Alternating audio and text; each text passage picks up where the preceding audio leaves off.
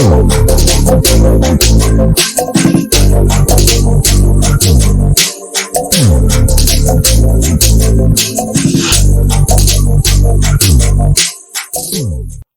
ثانوي، عاملين إيه؟ يا رب دايما تكونوا بخير. معاكم مستر محمد بدر مدرس الرياضيات. وحشتوني جدا جدا جدا من السنة اللي فاتت، آسف جدا على تأخير الفيديوهات. هنبدأ مع بعض ورش الحل بتاعت الأسئلة زي ما قسمناها في الكتاب عندنا. هناخد كل جزء تفصيل وهنشرح وهنزلك فيديوهات شرح. إن شاء الله الدنيا تبقى كويسة معاك. أهم حاجة تعرف إن مادة الرياضة في ثانوي مختلفة عن المرحلة الإعدادية خالص. لمادة الرياضة في ثانوي احنا طبعا عندنا كمية أفكار كتير وعايزين سرعة في الحل، وعلى قد ما تقدر بنحل كتير، بس ولا عايز منك تسرع في الأول ولا عايز منك إحباط في الأول. أنا عايز منك تحل على قد ما تقدر أكبر كمية أسئلة. كتر حل الأسئلة كتر ما هيخليك تبقى كويس في المادة.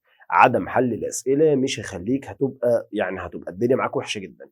لازم كل سؤال تفكر فيه وتقف معاه واحدة واحدة. مش مطلوب منك انك تقعد لي ساعتين ولا 3 ساعات عشان تحل لي سؤالين ولا واجب كامل. لا يا عم، احنا مش عايزين غير كام سؤال كل مرة، ما ياخدش الموضوع بالنسبة لنا تلت ساعة. صدقني الموضوع ده هيفرق معاك لان انت عند حضرتك مواد كتير مش رياضة بس. تعال يلا نبدأ مع بعض واجب الحصة الأولى والجزء الأول من الأعداد المركبة. احنا اتفقت معاك، أنا قسمت الأعداد المركبة دي أو قلت يعني إيه كلمة عدد مركب. قلنا هو اللي بيتكون من العدد التخيلي والعدد الحقيقي. النهاردة بنتكلم بس عن الأعداد التخيلية. اتفقت مع حضرتك في الأعداد التخيلية إن احنا على طول هنستخدم ت. أو احنا ليه عملنا العدد التخيلي؟ الله، زمان كنا لما بنيجي نحل جذر -5 او جذر -4 كنا بنقول له على طول فاي، ما ينفعش. قال لي لا، ما عشان الرياضه لازم يبقى ليها حل. فانا دلوقتي في ثانوي هستخدم حاجه اسمها الاعداد التخيليه، يعني جايه من التخيل. يعني من الاخر كده اي سالب هشوفه هشيله واحط مكانه ت. يعني جذر -4 هتبقى 2 ت، جذر -9 هتبقى 3 ت، جذر -16 هتبقى 4 ت، وهكذا. هنشوف كل الافكار وهنشوف قوه ت بتتكلم عن ايه. يلا بينا مع بعض. هنا اول سؤال بيقول لك اي من الاعداد الاتيه يعتبر عددا تخيليا. يعني مين فيهم اللي هيكون فيه ت؟ هل الباي؟ لا. هل جذر 5؟ لا، ده عدد غير نسبي. هنا جذر -5 عشان هتشيل السالب اللي هنا وتحط مكانه ت، فالاجابه بتاعتها هتبقى كده جذر 5 ت. حلو.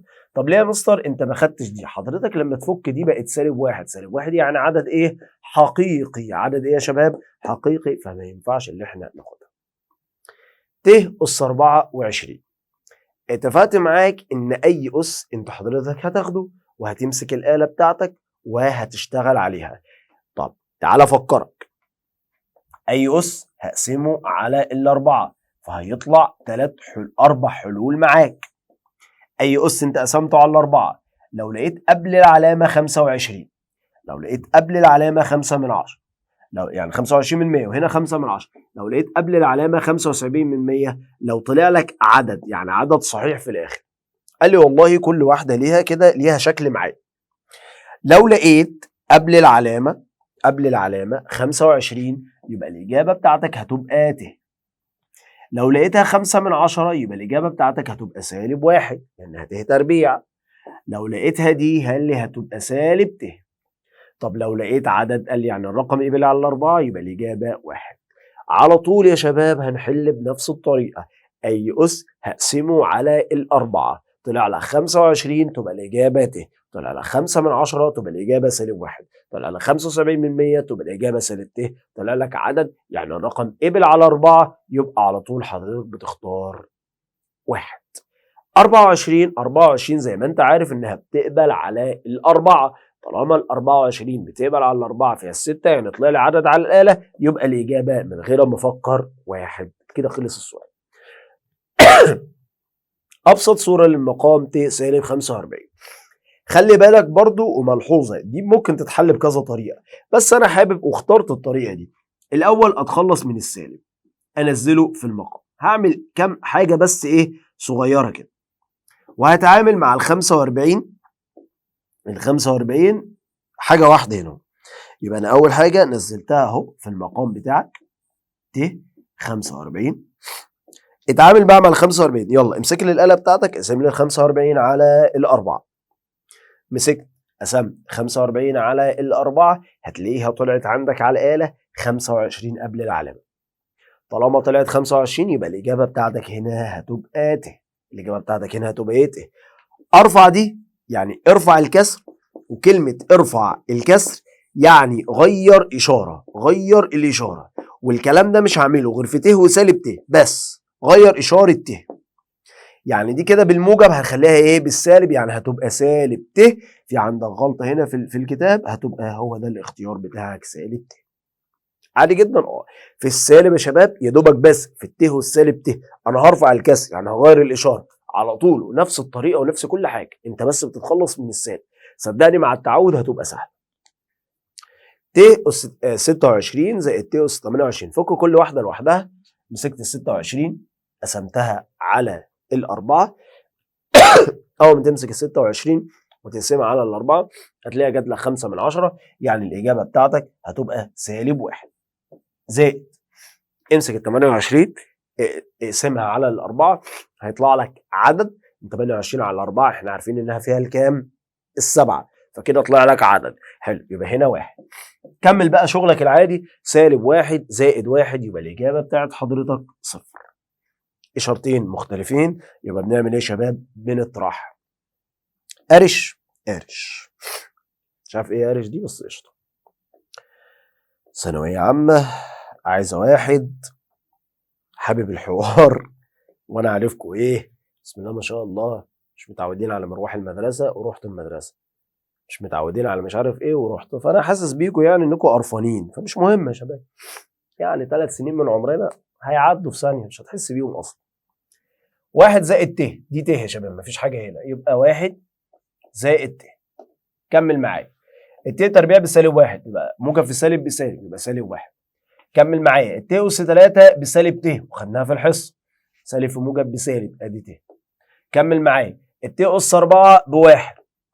حلو كده فكنا كله صح. يلا يا شبح هنعمل ايه يا مستر؟ طير بقى.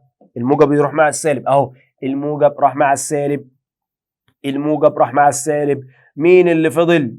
1. يبقى الاختيار بتاعي هيبقى 1 اللي هو كان في الاول.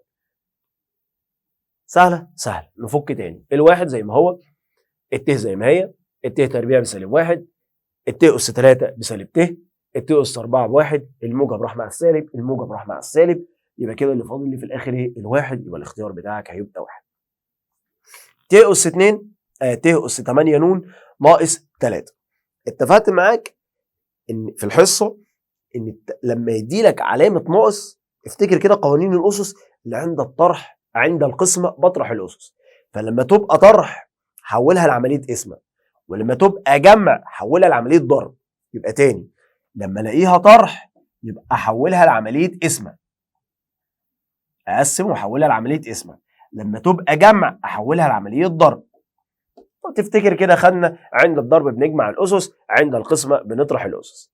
فلما اجي احولها لعمليه قسمه كل واحد لوحده طبعا، يبقى هعمل كده ت اس 8 ن على ت اس 3. ما انا خلاص بقى اتخلصت من السالب، السالب خلاص، وافك كل واحده لوحدها. النون قول لها انا مش شايفك، يبقى ت اس 8 قسمت ال 8 على 4 لقيت طلع لي عدد، يبقى الاجابه هنا 1. الت اس 3 عرفنا انها بسالب ت يبقى انزلها هنا. انت قلت لي يا مستر لما الاقي ت في المقام بروح رافع الكسر، يعني بغير الاشاره بتاعت ت هنا بالسالب خليتها بالايه؟ بالموجب. يبقى الاجابه بتاعت حضرتك ت، ولا اكتر ولا اقل. مره تاني. ت اس 8 لما الاقي عمليه طرح بحولها لعمليه قسمه، يعني بتخلص من السالب من الاخر، فبقت ت اس 8 على ت اس 3. الت اس 8 بفكها ماليش دعوه بالنون خالص، اس 8 يعني ال 8 قبلت على 4 طلعت لي 2 يعني ده عدد، يعني الاجابه هتبقى 1. يبقى نزلت هنا الواحد. الت اس 3 يعني هتبقى سالب ت، رفعت الكسر يبقى الاجابه هتبقى ت. يبقى الاختيار بتاعي ت. طب يلا نعمل اللي جايه. هنحولها ايه المره دي؟ ايوه زي ما انت قلت لعمليه ضرب، يبقى الموجب حولها لعمليه ضرب، يبقى ت اس 4 ن في ت اس 42، وافك كل واحده لوحدها. اس 4 ن يعني 1 يعني ت أس 4 والأربعة تقبل على الأربعة بواحد وخلاص. هي أصلا الأساسيات يا شباب ت أس 1 بت، ت أس 2 بسالب 1، ت أس 3 بسالب ت أس 4 بواحد. هم دول الأساسيات اللي أنا بشتغل عليهم أصلا لكل الأعداد التخيلية. طيب ت أس 42 مسكت ال 42 قسمت على الأربعة لقيت قبل العلامة 5/10 يبقى الإجابة عندك سالب 1. ما دي هتقسمها. طبعا هنا في عملية عشان أنا كتبت إيه حاجة غلط هنا.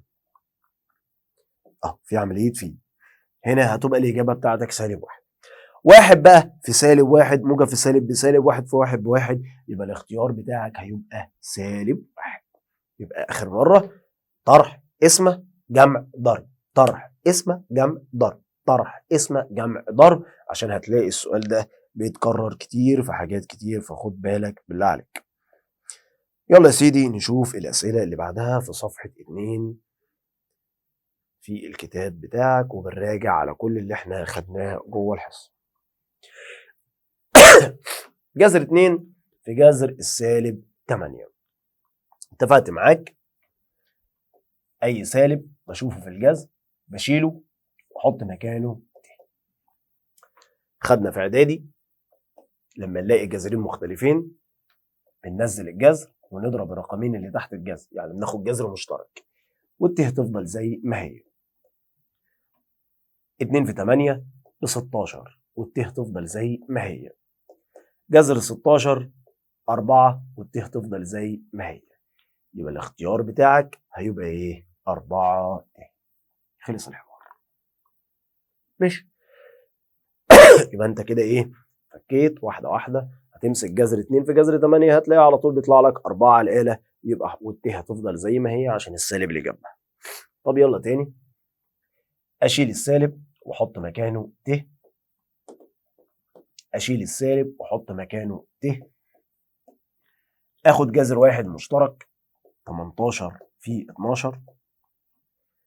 هنا بقى في حاجه ت في ت بت تربيع. اي ت تربيع لسه قايلينها من شويه هنروح شايلينها ونحط مكانها ايه يا شباب؟ سالب 1. يبقى كل ده كده هضربه في السالب 1 هتلاقي الناتج طلع لك على الآلة سالب 6 جذر ال6. ده الناتج اللي هيطلع على الآلة، ما فيهوش ت طبعا عشان الت هنا هتطير. ت في ت بسالب، ت في ت بت تربيع والت تربيع بسالب 1 فالت كده راحت مش موجودة. خش على بعدها. أبسط صورة للعدد التخيلي 73. هسيبك انت بقى تختار الإجابة. اقسم لي 73 على الأربعة عشان أعرف إنك مركز معايا، وقول لي الناتج هيطلع كام في الحصة. أبسط صورة للعدد التخيلي هسيبك برضو انت معايا تختار الإجابة. هنا إيه؟ جمع، يبقى حولها لعملية إيه؟ ضرب، يبقى ت أس 4 نون في ت أس كام؟ 29. وسيبك انت المرة دي بقى إيه؟ تكملها عشان تبقى مصحصح معايا كده أول بأول، لأن نفس الأفكار هي. تمام يا مستر، لحد الآن الدنيا ماشية حلو جدا، بس محتاجين من حضرتك انك تذاكر اول باول. قلت لك الرياضة عندي في ثانوية عامة مش محتاجة غير انك تحل كتير، وخلي بالك الامتحان السنة دي جبر وحساب مثلثات وهندسة في امتحان واحد فقط، فركز بالله عليك. مجموعة حل المعادلة 3 س تربيع زائد 27. حل بقى المعادلة بتاعتك العادية 3 س تربيع وقد ال 27 بعكس الإشارة تبقى سالب 27. هتقسم لي على 3 وهتقسم لي على 3 يبقى س تربيع بتساوي سالب 9. خلاص كبرنا بقى. جذر السالب 9 بقى ليه جذر، هيبقى س بتساوي موجب أو سالب 3 ت. قلنا عرفنا اللي احنا بنتخلص من السالب ونحط مكانه ت. فين موجب أو سالب 3 ت؟ أهي مستر الاختيار ده. العدد 3 ت في أبسط صورة قلنا لما نلاقي ت في المقام هرفعها هتبقى سالب ت. طب التلاتة راحت فين؟ قال لي هتفضل هنا، يبقى كده سالب 3 ت. أبسط صورة للحل بتاعك. اللي بعدها وعايز قيمة ألف ونون. اشتغل واحدة واحدة.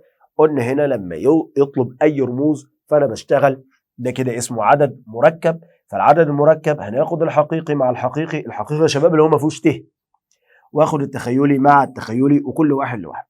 اخد الحقيقي مع الحقيقي فبقت كده يا شباب 4 ن بتساوي 12، هتقسم لي على ال4 يبقى ن طلعت ب3. كده انا جبت له ن.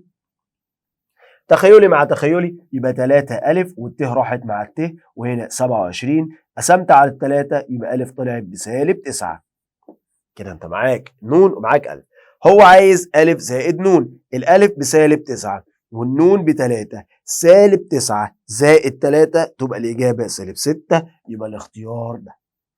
مرة تاني، خدت ايه؟ حقيقي مع حقيقي، تخيلي مع تخيلي. الحقيقي طبعا اللي هو الرقم العادي اللي انت بتاخده. يبقى 12 مع ال4، 12 ن مع 4 ن اسف مع ال12 قسمنا على ال4 يبقى ن طلعت ب3. خدت التخيلي مع التخيلي، 3 أ ت مع -27 ت، الت راحت مع الت، 3 أ هتساوي -27 قسمت على ال3 -9. الراجل عايز أ زائد ن، أ بسالب 9 زائد 3. حلو، يبقى -9 زائد 3 اشارتين مختلفين، انا بطرح باشاره الكبير من الكبير اللي هو -9، يبقى الاجابه عندك -6. تمام؟ تمام يا مستر. نشوف الجزء اللي بعده. سؤال رقم 15 قبل ما نروح للصفحه اللي بعدها. هنا عايز قيمه س وص. لازم اتعامل مع ده الاول. ت أس 4 ب1، 1 زائد 1 2. حلو. ت أس 7 قسمت على ال4، بعد ما قسمت على ال4 لقيته طلع لي 75. ال 75 يعني سالب ت. سالب في سالب بايه بقى؟ بموجب، فكده بقت 1 زائد ت. طب اللي بره ده قال لي اضربه هنا واضربه هنا مره، يعني اضربه في الاول والثاني. 2 في 1 ب2، 2 في ت ب2 ت، واساويه بايه؟ بس زائد ت ص. كده بقى السؤال عندك جاهز. انت فكيت ت اس 4 ب1، فكيت ت اس 7 طلعت بسالب ت. خلاص كده الحوار عندك خلص. ضربت هنا 2 في 1 ب2، 2 في ت ب2 ت، كده اخد حقيقي مع حقيقي يبقى قيمه الس ب2. تخيلي مع تخيلي يبقى قيمه الصاد ب2. 2 زائد 2 يبقى 4. يبقى الاختيار بتاعك هيبقى كام؟ الاربعه. لو اتعاملت مع كل سؤال صدقني بهدوء، الحوار بالنسبه لك هيبقى سهل وما فيهوش اي حاجه خالص. بس ما نخافش خالص، والموضوع صدقني ما فيهوش اي حاجه اصلا. يلا، ت زائد ت اس 2 زائد ت اس 3 زائد ت اس 4 زائد لحد ما وصل لت اس 100 زائد، يبقى الاجابه صفر. زائد الاجابه صفر، في الاجابه 1. عندك فراغ، هات ورقه وقلم واكتب كده من ت لحد ت اس 100، هتلاقي نفسك بتودي بتودي بتودي بتودي بتودي. طب افرض كان كاتب 1 في الاخر في الاول، كانت الاجابه هتبقى 1 لان هو زود. لكن احنا لو كتبنا من ت، ليه يا مستر؟ لو انا مسكت ت اس 1 بت زائد ت تربيع اللي هي -1، فبقت ايه بقى؟ بص بقى هوريك حاجه حلوه قوي. فبقت ايه؟ نمسح بس السالب، انا هفك اول 4 بس. فبقت -1. إيه؟ ت اس 3 بسالب ت.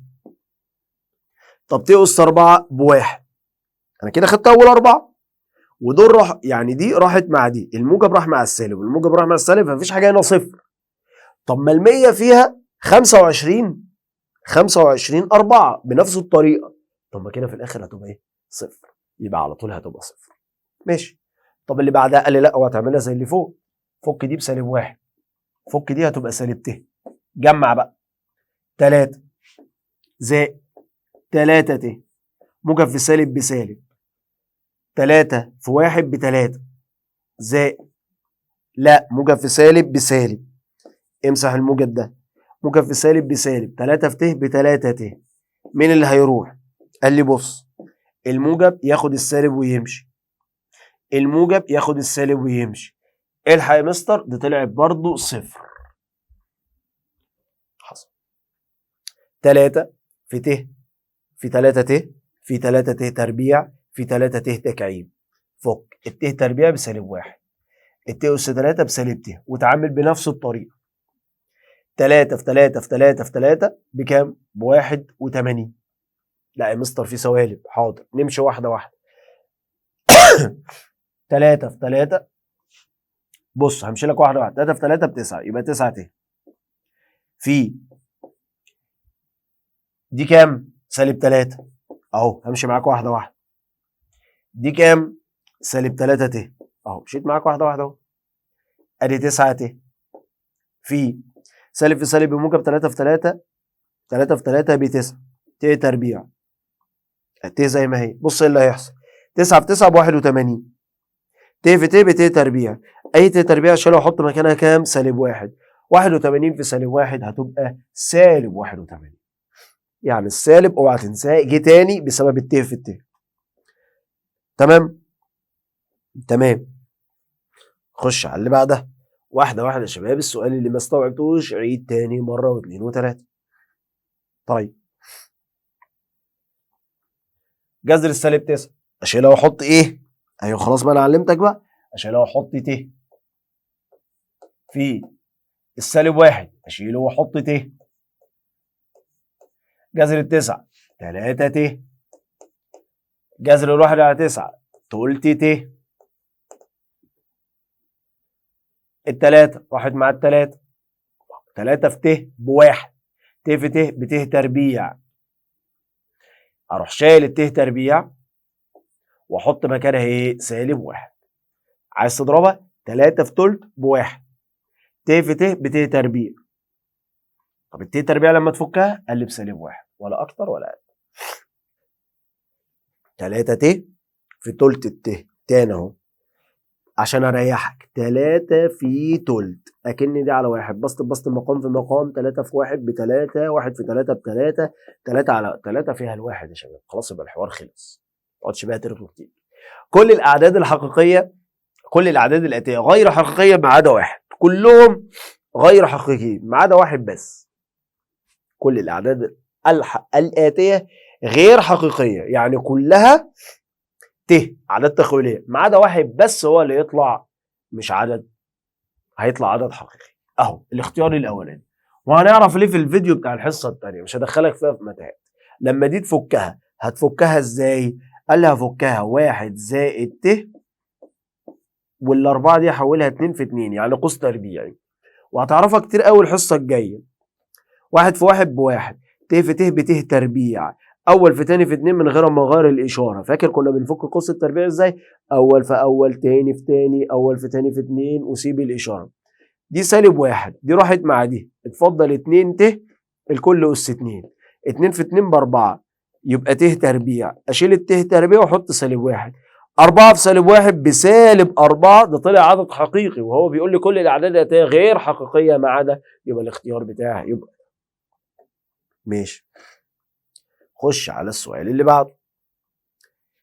س زائد ص ت. برضو نفس القصه هنا، هشتغل حقيقي مع حقيقي، تخيلي مع تخيلي. ادي الحقيقي مع حقيقي يبقى س ب2. ادي تخيلي مع تخيلي، الت راحت مع الت يبقى ص ب3، 2 زائد 3 كام؟ 5، يبقى الاختيار بتاعها 5. نفس القصه حقيقي مع حقيقي، تخيلي مع تخيلي. 3 س هتاخد الحقيقه اللي قدامها 6، قسمت على ال3 يبقى س بتساوي 2. تخيلي مع تخيلي يبقى ص زائد 1 بتساوي 4، الت راحت مع الت طبعا، يبقى ص بتساوي 4 ناقص 1 يبقى ص بتساوي 3. هو عايز س ناقص ص يبقى 2 ناقص 3، الإجابة -1، يبقى الاختيار بتاعك ده. نفس القصة برضو حقيقي مع حقيقي، تخيلي مع تخيلي، يبقى 4 س زائد 1 بتساوي 5، وادي دي بعكس الإشارة، يبقى 4 س بتساوي 5 ناقص 1، يبقى 4 س بتساوي 4. قسمت، أنا بتكلم بسرعة عشان أنت عارف بس، 4 س زائد 1 بتساوي 5. 4 س أودي الواحد بعكس الإشارة، 5 ناقص 1 4، 4 على 4 يبقى س بتساوي 1. تعالى نعمل ص. 4 ص بتساوي -12، اقسم لي على 4 يبقى ص بتساوي -3. هو عايز ايه بقى؟ قال انا عايز س ناقص 2 ص، س ب1 ناقص 2 في ص، 2 دي 1 يا شباب، 2 في ص اللي هي -3، سالب في سالب بموجب، يبقى 1 زائد 2 في 3 ب6، 1 زائد 6 كام؟ 7، يبقى الاختيار بتاعك هيبقى 7. اللي جايه حقيقي مع حقيقي، تخيلي مع تخيلي، بنفس الطريقه هسيبك انت تحلها لوحدك. لازم اسيب لك اسئله عشان تبتدي تجرب انت بنفسك وتعرف الحاجه وتيجي تسالني جوه الحصه. ماشي. برضو دي حقيقي مع حقيقي، تخيلي مع تخيلي، بس استنى، 25 دي فيها فكره حلوه. س زائد ص بتساوي 3، و2 ص زائد بتساوي 4. قسمت على الاثنين يبقى ص بتساوي 2. هنا اعمل ايه بقى؟ قال لي هاجي هنا، ما انت معاك ص ب2 اهي، هروح جاي كده زي تالتة اعدادي، اروح شايل ص واحط القيمه اللي انا جبتها اللي هي 2، فبقت س زائد 2 بتساوي 3، وادي دي بعكس الاشاره يبقى س بتساوي 3 ناقص 2، يبقى س بتساوي 1. يبقى كده الس ب1 والصاد ب2. فين الاختيار بتاعك؟ اهو. لازم تلعب مع الاسئله لعب عشان تعرف تحل. 3 س ت مع سالب 2 ص ت، انا بجمع التخيلات مع بعض، مع ما فيش حاجه الناحيه الثانيه بقى في 5 ت، يبقى خدهم مع بعض. يبقى 3 س الت راحت مع الت ناقص 2 ص بتساوي 5. واقف.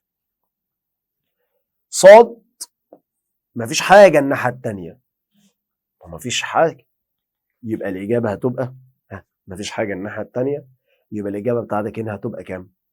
تعال نحسبها تاني. 3 س ت سالب 2 ص ت، انا بجمع التخيلات مع بعض، مع 5 ت. طب ص بتساوي كام؟ يبقى ص بتساوي 0 الاول اهو، يبقى شيل ص هنا وحط مكانها 0، يبقى 3 س بتساوي سالب 2 في 0 ب0 خلاص 5. هنقسم؟ لا كده غلط، امال احط مكانها كام؟ اوعى تحط الصفر. يلا تاني يا شباب.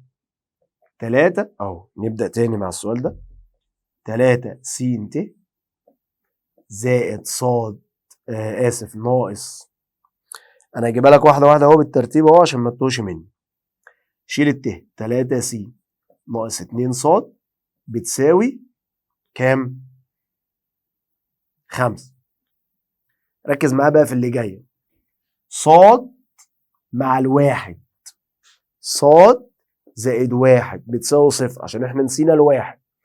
اودي دي بعكس الاشاره يبقى ص بتساوي سالب 1، كده بقى معاك قيمه. خدها بقى وروح عوض هنا. يبقى 3 س ناقص 2 في، اشيل الصاد واحط القيمه دي سالب 1 بتساوي 5. يبقى 3 س سالب في سالب بموجب، 2 في 1 ب2 بتساوي 5. ودي دي بعكس الاشاره يبقى 3 س بتساوي 5 ناقص 2، يبقى 3 س بتساوي 3. هتقسم هنا على التلاتة وهتقسم هنا على التلاتة، يبقى قيمة السين بكام؟ برافو عليك، ب1. هو عايز س زائد ص، س ب1 زائد سالب 1 موجب في سالب بسالب، فبقت 1 ناقص 1 كام؟ 0. يا لهوي يا مستر، هو انا بعمل كل ده عشان الصفر؟ تخيل بنعمل كل ده عشان الصفر.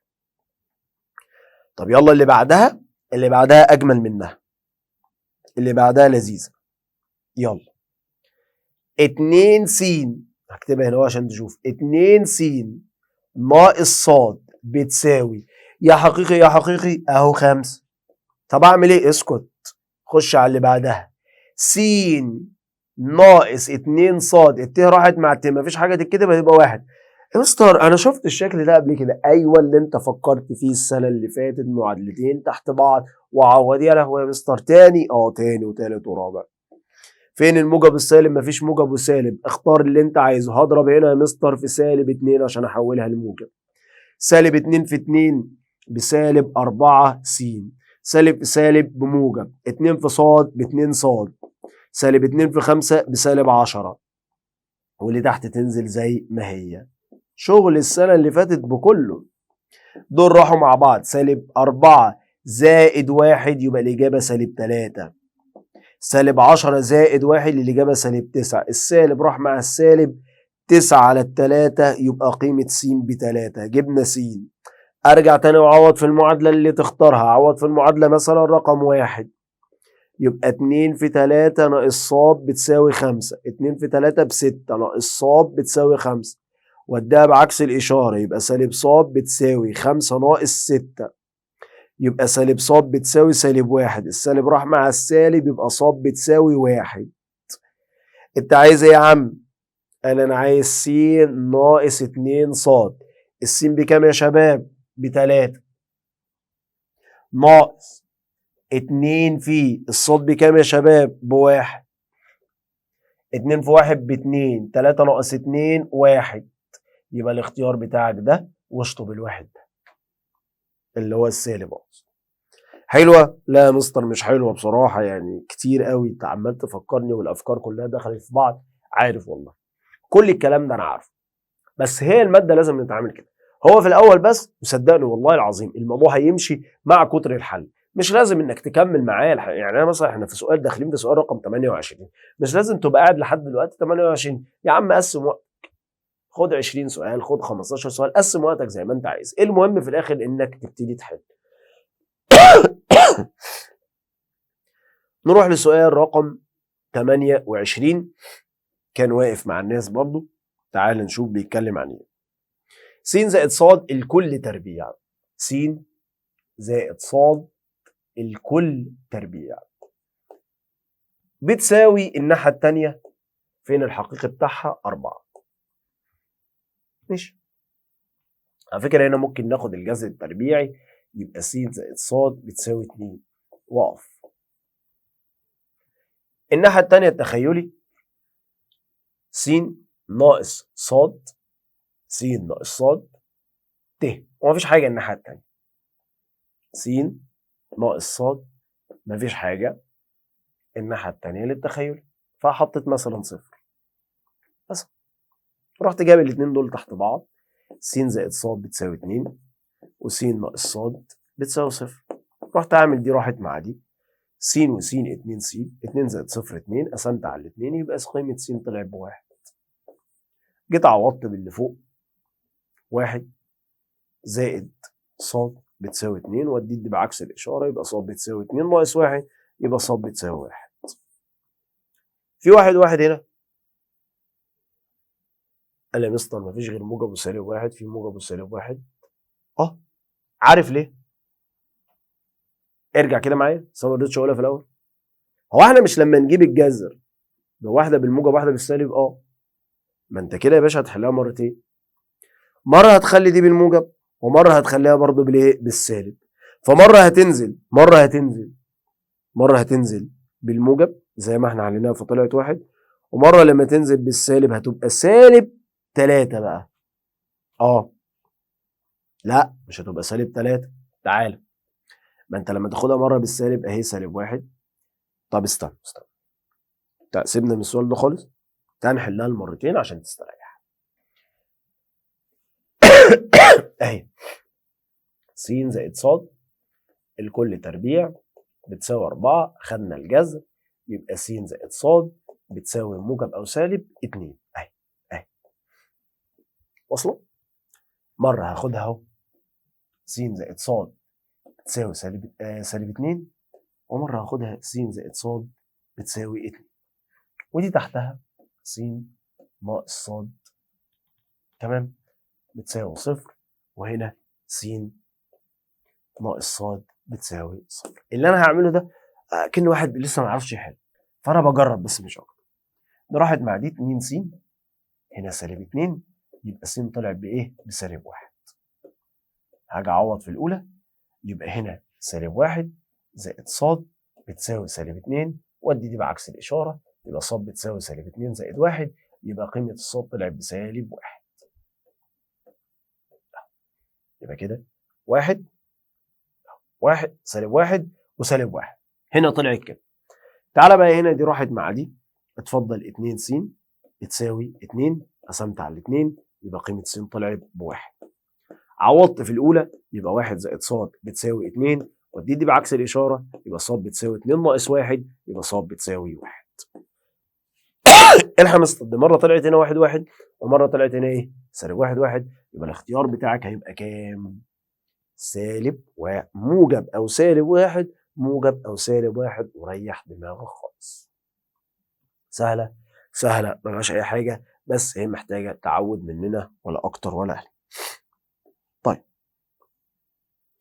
اللي بعدها رقم 29، س تربيع سالب 4 ناخد الجذر هتبقى موجب أو سالب 2 ت. ودي دي بعكس الإشارة هتبقى 3 س تربيع بتساوي سالب 12. قسمت على 3 يبقى س تربيع بتساوي سالب 4. خد الجذر طبعا في سالب يبقى احنا محتاجين اللي فيها ت هتبقى موجب أو سالب 2 ت.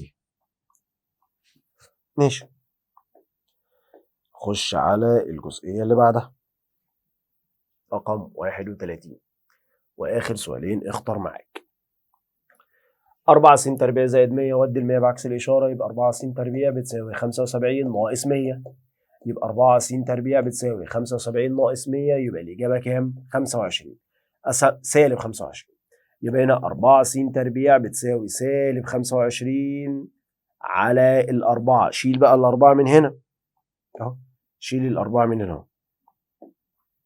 خد بقى الجذر هتبقى س بتساوي جذر سالب 25 هتبقى سالب 5 والأربعة 2 واوعى تنسى الته، اوعى تنسى الته. يبقى الاختيار بتاعك موجب أو سالب 5 على 2 ت. اوعى تنسى الته. ودي دي بعكس الإشارة يبقى 3 على 5 ص تربيع بتساوي سالب 15. اقسمها يبقى ص تربيع هتساوي سالب 25. خد الجذر هتبقى موجب أو سالب 5 ت اللي هو أول اختيار معاك. بكده احنا حلينا كام سؤال؟ 32 سؤال. اختار. انا قلت لك اقل حاجه هتحلها معايا السنه دي، اقل حاجه جوه الحصص والشغل بتاعنا هو اقل حاجه سؤال. انا محضر لك 1000 سؤال حل، اسئله بقى بافكار كتير بحيث انك تتدرب معايا. طبعا احنا يا شباب لسه ما خلصناش، احنا لسه بنقول 32. احنا اخر السؤال اللي عندنا في الاختيارات دول طبعا هسيبهم لك تكملهم لوحدك ولا اقولهم لك؟ تعالى اقولهم لك. سامحوني على صوتي بس عندي برد. ودي ال 20 بعكس الإشارة يبقى 4 ص تربيع بتساوي سالب 20. اقسم على الأربعة يبقى ص تربيع بتساوي سالب 5. خد الجذر، الخمسة طبعا ملهاش جذر يعني هتبقى تحت الجذر زي ما هي، واوعى تنسى الت واوعى تنسى الموجب والسالب. يبقى الاختيار بتاعك أهو س. حلو السؤال ده. س بتساوي 2 ناقص 3 س. شيل السين، شايف الاتنين دي سيبها زي ما هي يبقى 2 افتح قوس. السين بايه؟ 2 ناقص 3 ت ناقص 3. شيل الصاد حط القيمة يبقى 1 زائد سالب 1 زائد 4 ت. فك اضرب هنا 2 في 2 ب4. 2 في 3 بص انا هضرب هنا مرة وهنا مرة يا شباب. 2 في 3 ب6. 6 ايه؟ ت. هنا مرة وهنا مرة. سالب في سالب بموجب. 3 في 1 ب3. سالب في موجب بسالب. 3 في 4 ب12. 12 ايه؟ ت. جمع 4 و3 7. سالب 6 وسالب 12 هتبقى سالب 18 ت. فين الاختيار؟ اهو. يبقى انت صح. ماشي. السؤال الاخير بقى. السؤال الاخير هيتحل بايه؟ هيتحل بالقانون العام. ايه هو القانون العام؟ فكرني. سالب ب موجب او سالب جذر ب تربيع ناقص 4 أ ج على 2 أ. أ معامل س تربيع بواحد اهي. أ ب ج. طب ب سالب 2. طب ج 2 واشتغل عادي. سالب ب السالب راح مع السالب هنا 2 موجب او سالب جذر ب تربيع 2 في 2 ب4 ناقص 4 في الألف بواحد الجيم ب2 على 2 في 1. كمل يا شبح. 2 موجب او سالب. احذر هنا عشان الرقم هيطلع بالسالب. 4 في 1 ب4 في 2 ب8. 4 ناقص 8 هتبقى سالب 4. 2 في 1 ب2. مستر وانا اعرفها ازاي؟ لما يقول لك في كاف اعرف ان ده عدد تخيلي، لما يقول لك في ح يبقى خلاص استخدم الآلة براحتك. يعني هنا لازم يكون في ت يا شباب. يبقى 2 موجب او سالب افك دي هتبقى 2 ت على الاثنين. الاثنين راحت مع الاثنين اتفضل 1 موجب او سالب. الاثنين راحت مع الاثنين اتفضل ت. يبقى الاختيار بتاعك 1 موجب او سالب ت اللي هو الاختيار ده. بكده يا شباب احنا خلصنا الجزء الاولاني بتاعنا من المحاضرة او الورش الحل اللي احنا قلنا هنتفق عليها طول السنة. كلام الناس طبعا مش مقياس، ودي كنصيحة لحضرتك اوعى تتعامل مع كلام الناس ان هو مقياس في هدفك. اوعى تتعامل مع كلام الناس ان هو اللي هيوصلك لحاجه. اوعى تاخد كلام الناس ان هو العبره او التشاؤم في حزنك او فرحك. اوعى تاخد كلام الناس ان هو ده بقى الحاجه المقدسه. الثانويه العامه انت داخل حاطط عينيك على هدفك، لا تسمع لا ترى لا تتكلم. ركز في الهدف اللي انت عايزه، صدقني هتوصل. مالكش دعوه بفلان عمل فلان سوى، اصل بيقولوا اصل بيعملوا. كلام الناس مش مقياس، شغلك هو الاساس. يا رب نكون الرساله وصلت. بكده يا شباب هنختم الفيديو بتاعنا لحد كده. هيبقى فاضل لنا الاسئله المقالي، بس هنخلي المقالي في فيديو تاني عشان ما اطولش على حضرتك، تبقى الدنيا معاك سهله في المذاكره. اشوفكم على خير باذن الله. كان معاكم مستر محمد بدر. السلام عليكم.